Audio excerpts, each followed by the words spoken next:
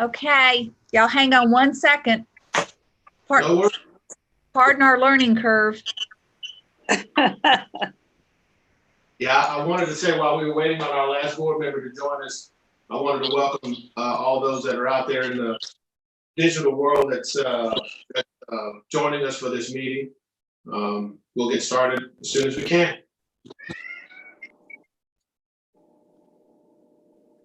Hey, Travis, do you see Terrence trying to get in?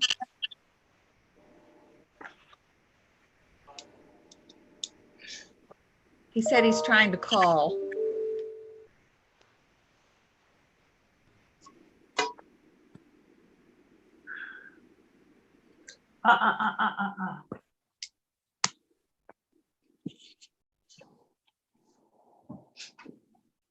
It looks like Terrence trying to get in. I'm in. Okay. Glad you're here. Yep. No problem. Got it. I'm in. Yep. Okay. Thank y'all. So, Lynn, would you confirm, because I can't see everybody on my screen, but would you confirm that we have everybody here? We are all here. Excellent.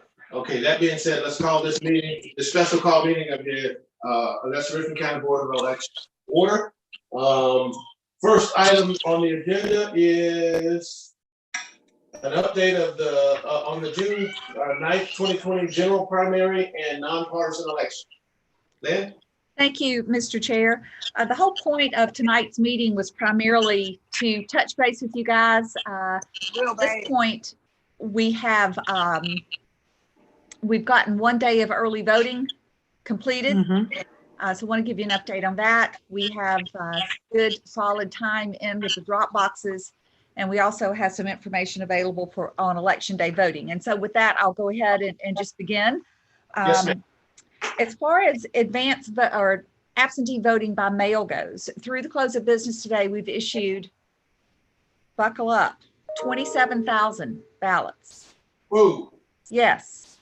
And of the 27,000 that we've issued, 10,000 of those have been returned back. So they've been returned, verified, in the vault, ready to count, 10,000.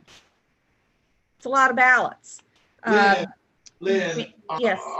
Are you staffed well enough for that? I mean, or have you had to bring in additional temp workers or anything? Because that's a lot of ballots. It is a lot of ballots. You're very, very right with that.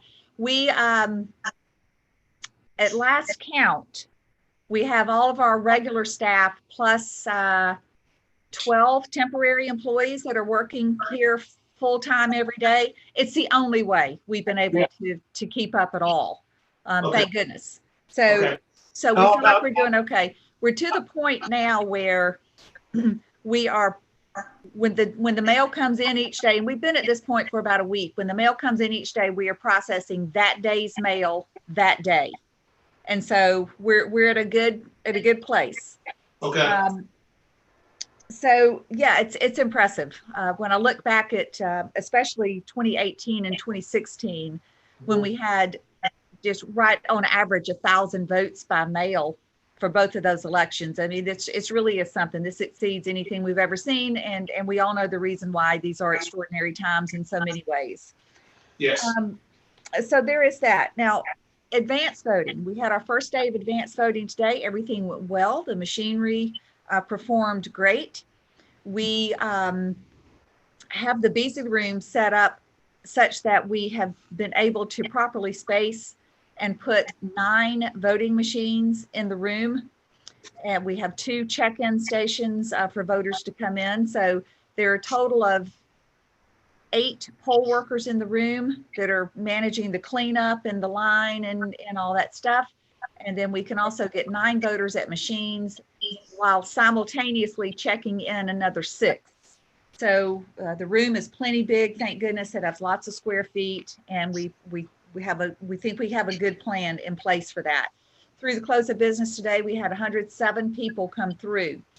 Now, just as we had hoped would be the case, that is a very low number for advanced voting. Just to give you an idea of where we've been in previous elections of this type, The first day of advance voting in 2014, we had 196 come through. The first day in 2016, we had 258 come through.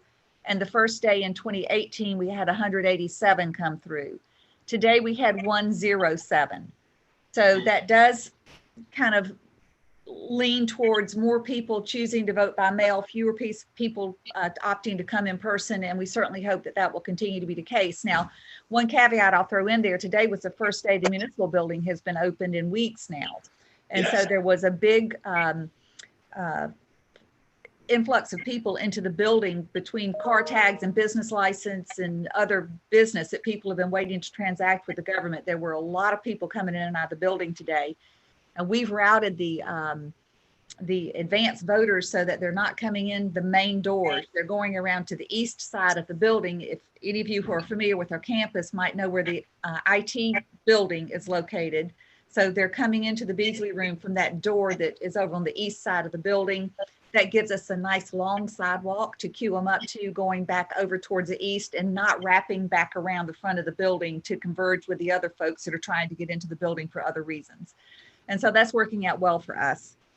The majority of the people that have come in to vote today were wearing their face masks, which was good.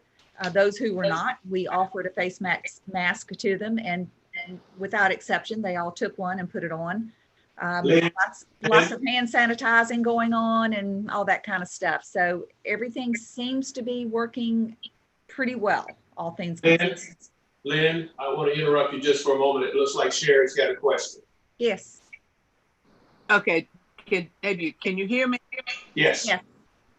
Okay, all right, I wanted to just tell you that I voted today. Oh, It took me awesome. over 10 minutes. Good. Pulled up, it was hard finding a parking place only because it was open again, the municipal building. But I went around, went in, was sanitized, no problem whatsoever. It looked like 2 people before me and a couple of people came in after me. It seemed like a steady. From the time I walked into the door to the time I walked out, 10 minutes max. Great. So Thank I thought you. everything went really well. I didn't have any problem at all. Everybody in there had masks on. The 2 people before me, they had masks on, and the lady behind me did. And the one that was coming in the door, I didn't pay any attention to them. But it was fine. And I just wanted you to know that I voted, took all of 10 minutes. No problem. Lynn, do we have any delineations on the sidewalk for 6 feet on the outside of the building? We do. We have a nice big piece of blue painter's tape every 6 feet, right, down the ramp and around and down the sidewalk. It hasn't been an issue, so we haven't had to use them as queuing spots so far, but tomorrow dawns a new day, so we'll see what tomorrow holds. But so far today, we had one person in line at 8:30 when we opened the door. We never had a line outside of the building all day today. It was everyone was able to get in and either be checked in or at a voting booth, and then we have them exiting out through the main lobby of the building. So they just come out of the Beasley room, take a hard left, and go out. So, any more questions about that? Well, I'll keep you posted. I have not sent it out yet, but I've got the that typical report that I send out that shows by party how many people vote each day. So we'll be sending that out on a daily basis through the next couple of weeks. And I'll send that out when we finish our meeting tonight. Okay, continue. Mr. Chairman, Yes, sir. I'd like to ask the director a question concerning the absentee ballots.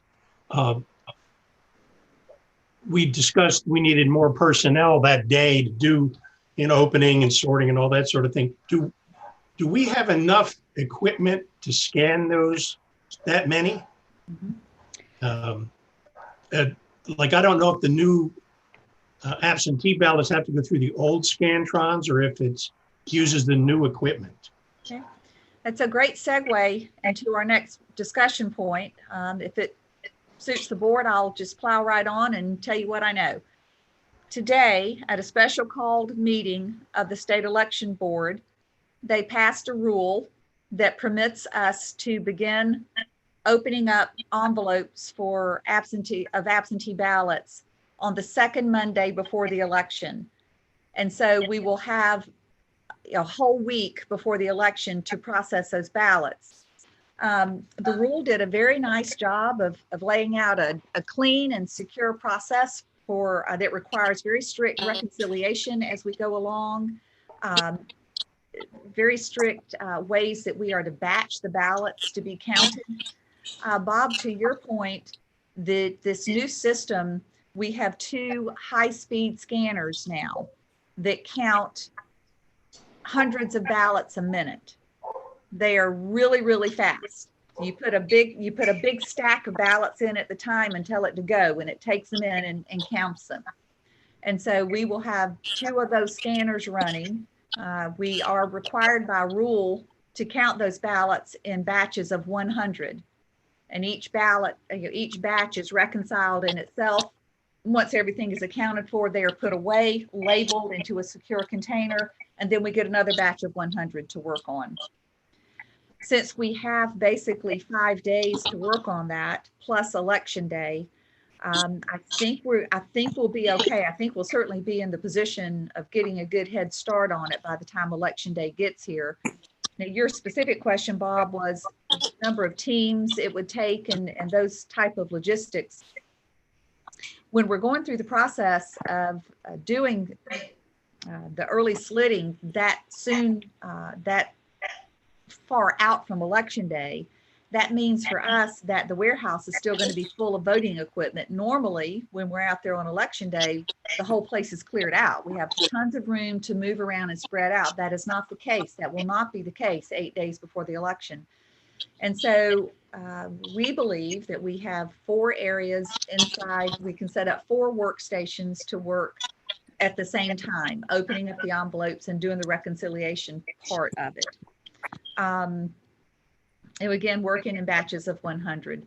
We'll follow our normal process where we try to get mixed parties on each team. And we typically don't put husbands and wives on a team. We try to mix them up and get a varied group on each team. As we go through the process, we will have to have the vote review panel available to us at some point. We can set aside batches that have ballots that need to review until such time as a vote review panel can convene, but we would want that vote review panel to convene as often as possible because it would be a holdup for us otherwise. So these are logistics that are yet to be worked out. There also is a process, it's a little bit different from the norm. There's a process for appointing monitors to oversee. And the monitors, according to this new rule, are not appointed by the local parties. They're going to be appointed by the state party. And so they'll be credentialed by the state parties to come in and serve as monitors. Each major party is allowed 2 monitors per county. Each nonpartisan candidate is permitted 1 monitor. Very strict guidelines on what monitors can and cannot do. Cell phones and recording devices of any kind are not permitted into the room. And so people will be asked to either leave their cell phones in their car, or we'll take them up at the door when you come in and hold them for you until it's time to go. So in addition to, if we have 4 teams and they're working, that's 12 people. I have no idea of knowing how many monitors we'll have. But in addition to those 12 people, we'll also have a vote review panel that will consist of 5 individuals. And we'll also have to have some of our staff out there, probably 4 people from our staff to kind of oversee that whole process and make things flow from point A to point B. So there'll still be a lot of people milling about with the 4 teams. What we're thinking we would like to do is to get started around 10 in the morning on Monday and work from 10 until 3. And then continue that pattern every weekday, expanding or contracting the hours as we need to in order to get the work done. Those hours would allow the staff to have some time in the office and also devote the majority of the day towards that process. I do believe, and it's normally the case, and any of you who have worked before know this is true, and once you start in this process, it's a little bit sluggish at the onset. But then after you go through a batch or two, you kind of find your rhythm and you find your way, and it all goes much quicker after those first couple of hours. And I expect that'll be the case. Now, the one thing we have to consider is just because we can do all this work up front does not mean that there won't be anything to do election night, because as we all know, absentee ballots are accepted up until the time the polls close at 7 p.m. The drop boxes have become very popular. So far, we've collected a little over 500 ballots out of the drop boxes. Today was the first day that they were open at Warren Road and Brigham and Diamond Lakes. So we didn't have but a handful at those locations, but I expect as each day goes on, we'll see more and more ballots being dropped in that drop box. The one at the municipal building, we've emptied twice today, and there were around 70 ballots in it each time we emptied it. So it's getting much more use as more and more people, I guess, are coming back to the building. So we'll see how it goes at the other site. Certainly by the time advanced voting week gets here, and that Saturday, May the 30th, when we open up the Saturday voting, I think we're going to see those boxes put to really, really good use. And that was the whole point. So that's good. But so going back to what I was saying. Sherry? I have a question. So really, you're thinking that by starting the Monday before, you're thinking about starting the Monday before and going from 10 to 3 every day. If we use 4 teams, we will be able to do this.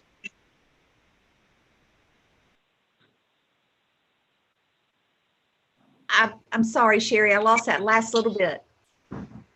Okay. Do you think if we have only 4 teams and starting the Monday before and going all the way through, and I'm assuming that it's going to be the Monday before election day also, we will be working from Monday through Monday. Do you think 4 teams will be enough to do it? I don't know. I think 4 teams is about as many bodies as we can accommodate in there. Okay. With the staff Right. and all the equipment being in there, we're kind of having to find pockets here and there to work in. We are still training poll workers, and we will be training poll workers up until the Friday before that Monday. So over that weekend, actually that weekend is Saturday voting, which will also be, a busy time. But we'll figure out the logistics of getting it set up. The biggest problem I see is Saturday, immediately preceding the election, is a big work day for us. That's when we're putting the final touches on the electronic poll books and getting everything locked down and ready to go out to the poll. So that's not a time when, I don't think that's going to be a time when we can get in there and work per se on these ballots. The other issue I see is the Monday right before the election. We will have 10 big trucks coming in there, loading up all this equipment. There'll be a lot going on at our warehouse, poll workers coming in to pick up supplies and all that. So we really need to focus on doing this work Monday through Friday, the week before. That is our goal, to do that. And if we get in there on the first Monday and we find that 10 to 3 is just not enough time to give it, then we give it some more time the next day and the next day and the next day. That's about the best I think we can do. And, our goal, of course, is to have everything finished and counted election night.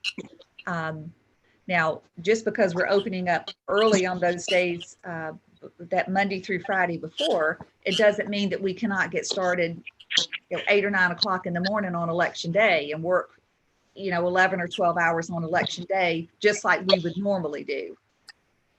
Okay. And I have another question, because a lot of times we'll have our precincts and you bundle them up by precinct. Mm-hmm. And let's say one precinct is going to have 435. So out of that, as you process them and balance them up, you're going to balance up the 100 each time and then balance up the 35, or would you take that and include it in another precinct? Or will you just balance that 435 at 100 each and then move on to the next precinct? With our new voting system, there's a whole new process in place for doing absentee ballots. So we're not quite focused as much on making sure everything is divided up by precinct as we go through that process. Okay. We're going to be putting them in batches of 100. They may be kind of random, just pieces from we've started batching them by date. And so last Friday, as an example, we got in nearly 800 through the mail. And so those are all together in precinct order, alphabetical by name and precinct order. Those will be split up into batches of 100. So the workers will take their batch of 100, sit down, start opening up the envelopes and getting them ready to be scanned. Okay. That's Mr. fine. Chairman. I was just a little confused about that, but that's good to know. That sounds good. Good. Terrence? Yes, Mr. Chairman. I need to ask the director 2 questions. Number one is to go back to the opening ballots, the early opening and counting of ballots, I think is really a great thing. Can you please just give me the date certain on that, when we're going to start, the kickoff date on that? Because I don't have a calendar in front of me. Okay. The first day that will be allowed by law to do it will be beginning. We could start as early as 8 o'clock in the morning on Monday, June the 1st. Monday, June 1. Okay. June the 1st. So all right. Right. All now, right. And okay. Well, I was just going to say right now we're planning to begin the process at 10 o'clock on Monday, June the 1st. Okay. Thank you so much. But I had one more question, Mr. Chairman, and it has to be related. Someone sent it to me to ask about what is the process as relates to the visually impaired voter, the visually challenged voter, about them being allowed to bring their telephone devices to scan the printed ballots. Is there a process to that, or yes or no? I mean, do we have something there? Yeah. We do. The state election board passed a rule that permits that exception to the law that prohibits recording devices inside of a polling place. And so if a person is dependent upon a device to use to help them review their ballot, then they may certainly do so without worry of penalty of law. That's acceptable. All right. Thank you so much. And I'll pass that on, and hopefully if they need any more questions, I'll have them be in contact with the office. Thank you so much. Fine. You're welcome. Okay, Lynn, moving on. If there are no more questions to item number C. I just have one other thing I was going to mention. There's been a lot of talk about poll workers not working, about polling places not wanting to host elections. These have been concerns that have been raised by my colleagues across the state. So I just want to report in that all of our 42 election day polling sites so far today are hosting us on election day. So we're good with all of that. And as far as the poll workers go, we have had, just last week, we had 3 poll managers that called to say that they were not going to be available to work. And, and that's fine. They all had very good reasons, and that's fine. And we'll find others to replace, well, not to replace them, but to work, as poll workers this time. We have been very successful, I guess, with the school board. You might remember that we reached out through school board administration to ask them to contact school teachers to see if anyone wanted to work at the polls. And so far, we've gotten about 30 or so people that have expressed interest.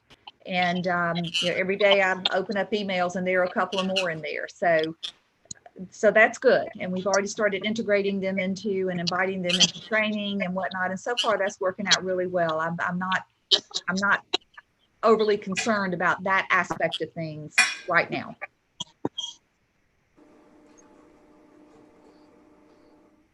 Any other questions for Lynn?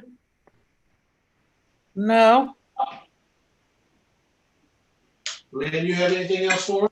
I do not. Those were the main things I wanted to update you all on, and then of course to answer any questions that you might have. But we'll resume early voting tomorrow at 8:30 here at the municipal building, and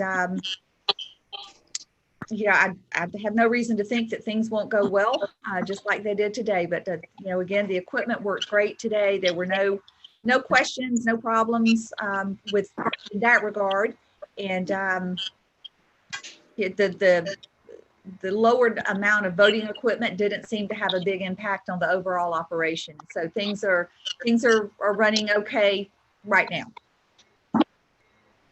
All right. Good. Well, Lynn, from an operational standpoint, if you foresee something that the board would need to take action on, or some sort of a vote or something like that between now and June the 1st, just let us know. We can convene a quick, call similar to this to get that handled for you, and just let us know what we can do to continue to help you, because you got your hands full, and we appreciate what you're doing. Thank you. I personally do. And again, to all the other board members, I've had a few calls come my way. I'm sure you're having calls come your way.